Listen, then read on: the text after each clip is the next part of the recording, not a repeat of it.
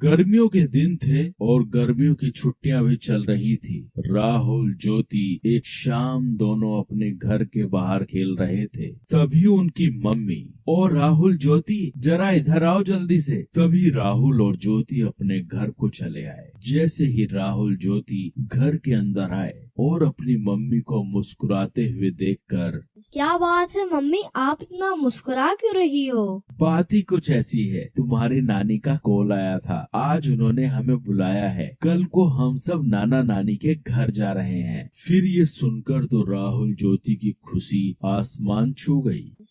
चलो पैकिंग शुरू कर देते हैं, नाना नानी के गांव चलते हैं और एंजॉय करते हैं। फिर क्या, दूसरे दिन सुबह सब लोग जल्दी नाना नानी के गांव के लिए निकल पड़े। राहुल ज्योति का नानी का घर काफी खूबसूरत और छोटा सा गांव था, जहां सब खेती बाड़ी करते थे और प्यार से रहते थे। राहुल ज्योति जैसे ही नाना नानी के घर पहुंचे तो उनके स्वागत के लिए नाना नानी तैयार खड़े थे। राहुल ज्योति को नाना नानी बोले, राहुल ज्योति आ जाओ, हमारे पास को आ जाओ। फिर राहुल और ज्योति नाना नानी के पास जाकर उनसे लिपट गए। फिर खास नाना नानी की बनाई हुई स्वादिष्ट खाना खाकर राहुल ज्योति ने थोड़ी देर आराम किया और फिर दोनों अपने नाना नानी हाल का मजा लूटने के लिए तैयार हो गए। ये लो, तुम दोनों के लिए मैंने खास इमली का रस बनाया है, इसे जल्दी से पी लो, इसे गर्मी में पिया जाता है। नानी की बनाई हुई इमली का रस पीकर तो राहुल ज्योति एकदम तरोताजा हो गए। फिर नानी जी ने आम के पेड़ पर एक बड़ा सा झूला टांगा। राहुल ज्योति झूले पर बैठ गए और झूला झूलते झूलते हवा में बातें करने लग गए और फिर नाना जी के साथ घूमने चले गए। और फिर रात हो गई। फिर राहुल ज्योति नानी जी के साथ रात के खाने के लिए फिर घूमकर घर लौट आए।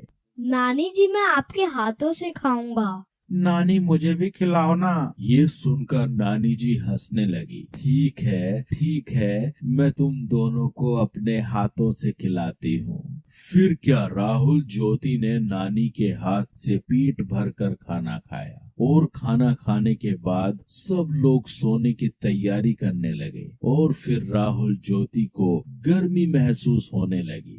नानी जी, घर के अंदर कितनी गर्मी महसूस हो रही है, पंखा भी गर्म हवा फेंक रहा है। आपके घर में एसी भी नहीं है, हमें तो एसी की आदत है, अब तो हमें रात भर नींद नहीं आएगी। यह सुनकर नाना नानी के साथ सब लोग हंसने लगे। यह देखकर राहुल और ज्योति ज्यादा कंफ्यूज हो गए। आप सब हंस क्यों रहे हो? हमने कुछ गलत कह दिया क्या?